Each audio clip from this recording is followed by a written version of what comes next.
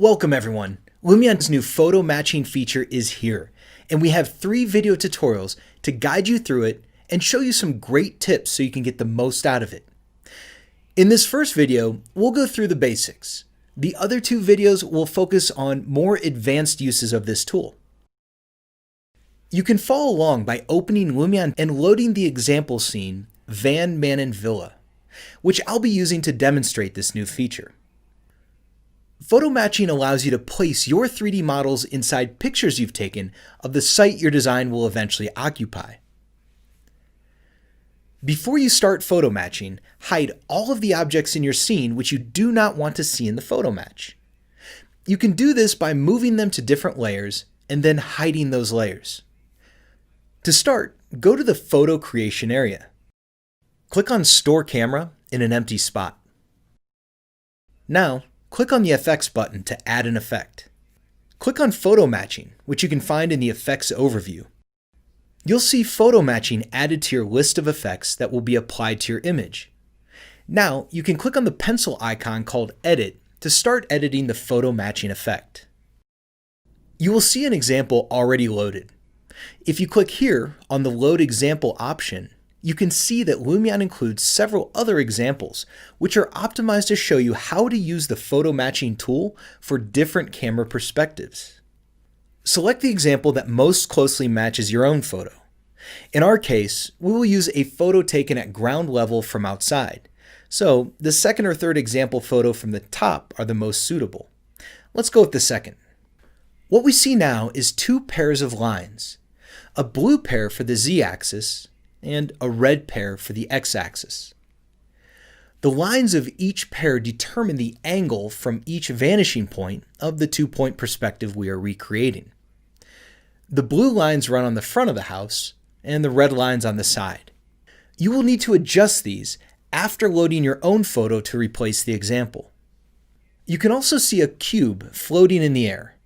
This represents the perspective that a model will get, given the lines you placed.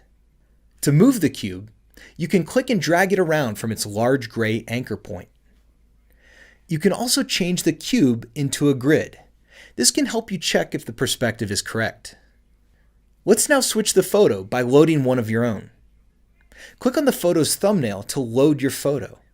If you'd like to follow along with the same photo I'm using, please download it from the link in the video description. The next step is to repeat the process we saw in the example using the new photo we loaded. Luckily, the house in our photo is made up much like a cube with walls that are perpendicular to each other, which will perfectly represent the perspective of our photo. Let's place the blue and red axis lines on the house of this photo, making sure that the lines of the same axis are pointing towards the same vanishing point. Doing this accurately is crucial to get our 3D model to match and fit nicely within the photo later on.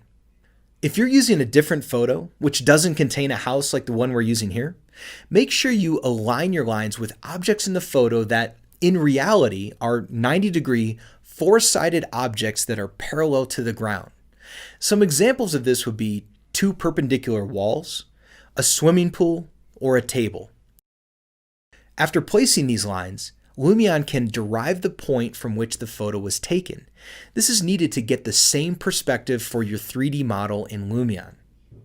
When adjusting these points, you can hold Shift to slow down the adjustment and precisely set the position. We also recommend that you pull the lines out as far as you can. This will give you even more control over the angle of the perspective lines. When adjusting the red and blue lines, you can try different reference objects down here, such as boxes and planes, or you can click here to turn it off. Dragging the box through the image provides you with a good first impression on whether the perspective is good or not. Next, click on this button to place a reference point on your model. I will place it at this corner of the building. Click back when you're done. Now, you can click and drag to move the reference point until your model sits where you want it to be. You can also scale the model and change the orientation to match the photo. The Shift key can be used here as well for more precise control. You may have noticed that when the model was loaded, it was at 50% transparency by default. This is to help you quickly compare and adjust the scale and orientation of your model to match the photo. You can increase that to 100%.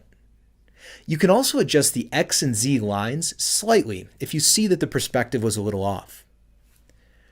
Once you are happy with the photo match, you can click here to go back. We'll now start my favorite part, which is adding effects to the image to help the 3D model blend in better with the photo. Any photo will have its own unique lighting, exposure, color saturation, and sun direction. So it's important that we match that with the effects we add to our model. The sky on the original photo looks overcast. Let's add an overcast sky effect to make the lighting on the villa look similar to the photo. We'll need to turn the heading of the sun so that it comes from the same direction as in the photo. The villa looks a bit darker than the original house. You can make it lighter with the color correction effect. Let's set the limit high slider to 0.7. There's a part of the roof on the old house that's still visible. You could take it out using an image editing tool like Photoshop, or you can place a tree in your Lumion scene at that location to hide it. Any 3D object from Lumion will be placed in front of anything in the photo. This technique can be used to hide any other elements from the original photo, or if you want to place plants and objects in the yard that your design will include.